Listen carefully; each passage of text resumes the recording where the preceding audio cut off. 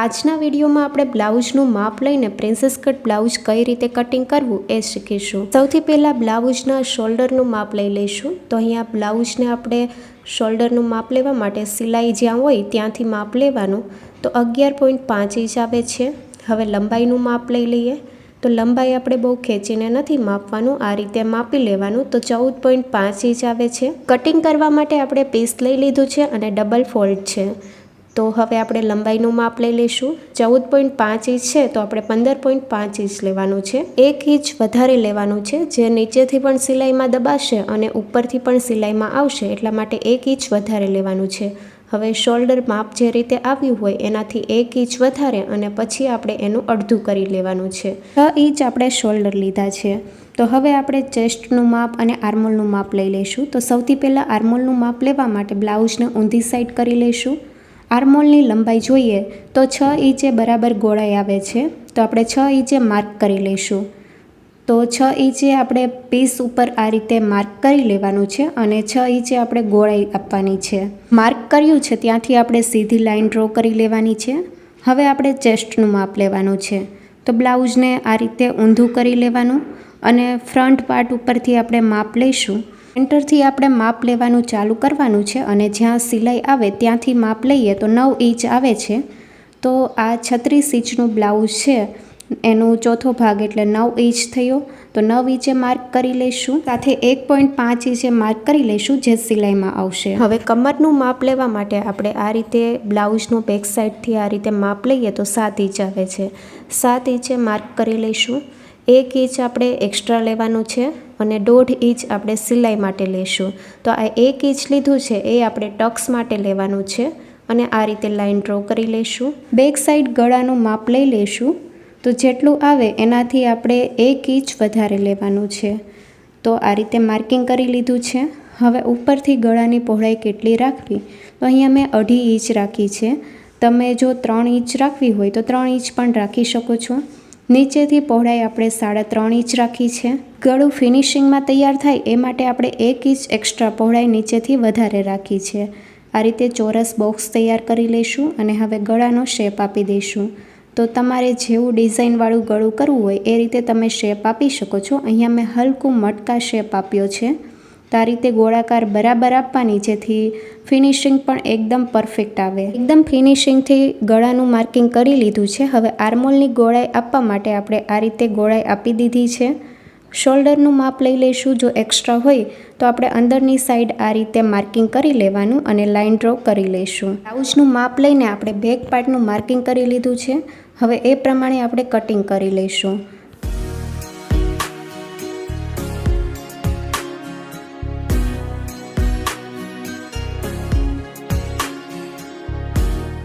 Princess cut blouse બનાવવા માટે હવે આપણે ફ્રન્ટ પાર્ટનું કટિંગ કરી લઈશું। ડબલ ફોલ્ડ કાપડ ઉપર આપણે બેક પાર્ટ રાખી દઈશું। તો એક સાઈડથી ઓપન સાઈડ છે ત્યાંથી આપણે ગળાનું માર્કિંગ કરવાનું છે। સૌથી પહેલાં આપણે હૂક પટ્ટી માટે 1/2 ઇંચ વધારે લેવાનું છે। અત્યારે આપણે જે બેક પાર્ટ કટિંગ કર્યો એ રીતે માર્કિંગ કરી લઈશું અને જે સુધારા વધારા કરવાના છે એ આપણે પછી કરીશું। અત્યારે હૂક પટ્ટી માટે 1/2 ઇંચ વધારે લીધો છે, એ સિવાય આપણે એક પણ માપ લીધું નથી। તો બેક પાર્ટ છે એ રીતે આપણે દોરી લીધો છે। આર્મોલ માટે આપણે જે રીતે લાઈન ડ્રો કરી છે એ રીતે આપણે ફ્રન્ટ પાર્ટ ઉપર પણ કરી લઈશું। ફ્રન્ટ પાર્ટ ઉપર આપણે અંદરની સાઈડ ગોળાઈ આપવાની હોય છે 1/2 ઇંચ, તો એ રીતે આપણે 1/2 ઇંચ અંદરની સાઈડ ગોળાઈ પછી લઈ લઈશું। ગળાનું માર્કિંગ કરી લઈશું। 2.5 ઇંચે માર્ક કર્યું છે। બેક પાર્ટ ઉપર જેટલી પહોળાઈ રાખીએ એટલી જ ફ્રન્ટ પાર્ટ ઉપર રાખવાની છે।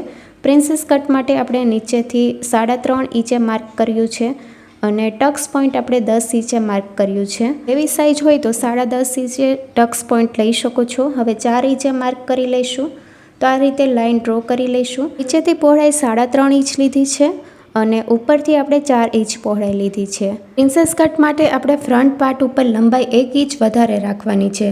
તો 1 ઇંચ લંબાઈ વધારે રાખી છે અને લાઈન પણ સીધી ડ્રો કરી લીધી છે। ટક્સનું માર્કિંગ કરવા માટે નીચેથી આપણે 1.5 ઇંચ પહોળાઈ લેવાની છે।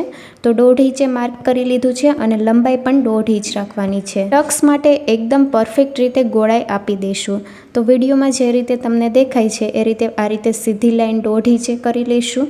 10 ઇંચે જ્યાં માર્ક કર્યું છે ત્યાં જોડી દઈશું અને બરાબર આપણે પ્રિન્સેસ કટનો શેપ આપી દઈશું।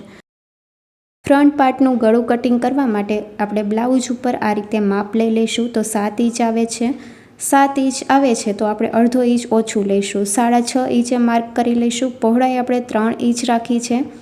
ઉપરથી આપણે 2.5 ઇંચ અને નીચેથી 3 ઇંચ રાખી છે. બોક્સ તૈયાર કરી લઈશું. ફિનિશિંગ સાથે ગોળાઈ આપી દઈશું. તો ફ્રન્ટ પાર્ટ માટેનું ગળું પણ તૈયાર થઈ ગયું છે. બરાબર માર્કિંગ તૈયાર થયું છે. ફ્રન્ટ પાર્ટનું કમરનું માર્કિંગ તૈયાર કરી લઈએ. 1.5 ઇંચ આપણે નીચેથી એક્સ્ટ્રા લઈશું. જે ટક્સ માટે લીધું હતું એ આપણે અહીંયા બહારની સાઈડ એક્સ્ટ્રા લઈશું. 1 ઇંચ ઉપરથી લેવાનું છે જે સિલાઈમાં આવશે અને બરાબર લાઇન ડ્રો કરી લઈશું. તો આપણું માર્કિંગ આ રીતે તૈયાર થઈ ગયું છે. હવે નીચેથી પણ આપણે 1/2 ઇંચ વધારે લેવાનું છે. તો ક્રોસ આ રીતે લાઇન ડ્રો કરી લેવાની છે. બંને સાઈડથી આપણે અડધો ઇંચ વધારે લેવાનું છે અને ક્રોસ લાઇન ડ્રો કરી લઈશું. ફ્રન્ટ પાર્ટ માટે આપણે કમરનું બધું જ માપ બરાબર લઈ લીધું છે. હવે આર્મોલનું માપ લેવા માટે 1/2 ઇંચ અંદરની સાઈડ માર્ક કરી લઈશું. બ્લાઉઝ તૈયાર થાય પછી આર્મોલમાં ક્રીઝ પડતી હોય છે અથવા તો ખેંચાવ આવતો હોય છે. તો આ રીતે અંદરની સાઈડ ગોળાઈ લેવાની અને બરાબર આ રીતે ગોળાઈ આપી દેવાની. તો આ રીતે આપણો ફ્રન્ટ પાર્ટ તૈયાર છે અને હૂક પટ્ટી માટે 1/2 ઇંચ આપણે એક્સ્ટ્રા લેવાનું છે. તો એ પણ આપણે માર્કિંગ કરી લીધું છે. ફ્રન્ટ પાર્ટનું આપણે કટિંગ કરી લઈશું. તો આ રીતે આપણે બરાબર કટિંગ કરી લેવાનું છે અને નીચેથી જે આપણે 1 ઇંચ વધારે રાખ્યું છે એ પણ આપણે બરાબર કટિંગ કરી લઈશું અને 1 ઇંચ એક્સ્ટ્રા નીચેથી રાખવાનું છે. વિડીયોમાં દેખાય એ રીતે કટિંગ બરાબર કરી લઈશું.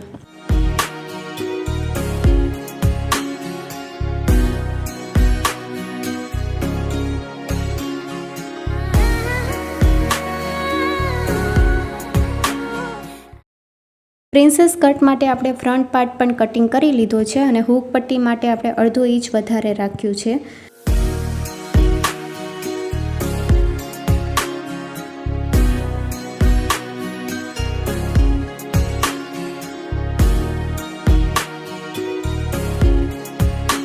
હવે સ્લીવનું કટિંગ કરી લઈશું. તો અહીંયા ડબલ ફોલ્ડ કાપડ છે તેને આપણે 4 ફોલ્ડમાં તૈયાર કરી લઈશું. જે સાઈડ ઓપન છે ત્યાંથી આપણે માર્કિંગ નથી કરવાનું. અત્યારે આપણે ફોલ્ડ છે ત્યાંથી માર્કિંગ કરી લઈશું. લંબાઈ જેટલી હોય એનાથી 1 ઇંચ વધારે લેવાની. આર્મોલનું માપ લઈ લઈશું. તો 7 ઇંચ આવે છે. તો આ રીતે નીચેની સાઈડ 3 ઇંચ નીચેની સાઈડથી આપણે માર્કિંગ કરી લઈશું અને 3 ઇંચે ફરી પાછું માર્કિંગ કરી લઈશું. સીધી લાઇન ડ્રો કરી લેવાની. 7 ઇંચે આપણે જે માર્ક કર્યું છે ત્યાંથી પણ આ રીતે માર્ક કરી લઈશું. હવે ક્રોસમાં આ રીતે લાઇન ડ્રો કરી લઈશું અને હવે આપણે ગોળાકાર આપી દઈશું. સ્લીવમાં બરાબર ગોળાઈ આપી દઈશું. તો એકદમ સહેલી રીત તમારી સાથે શેર કરી છે. આ રીતે આપણે કટિંગ કરી લેવાનું છે અને સેન્ટર પોઈન્ટ આપણે આ રીતે તૈયાર કરી લઈશું. કટ કરી લીધું છે ત્યાંથી અને બંને સ્લીવને આ રીતે આપણે અલગ કરી લઈશું. સ્લીવમાં 1/2 ઇંચ આપણે આ રીતે માર્કિંગ કરી લઈશું અને કટિંગ કરી લેવાનું છે જે આપણે ફ્રન્ટ સાઈડ ઉપર આપણે અટેચ કરવાની છે. તો 1/2 ઇંચ આપણે કટિંગ વધારે કરી લીધું છે. સ્લીવનું કટિંગ તૈયાર થઈ ગયું છે. હવેના વિડીયોમાં સ્ટિચિંગ કઈ રીતે કરવું એ આપણે શીખીશું. Thank you for watching.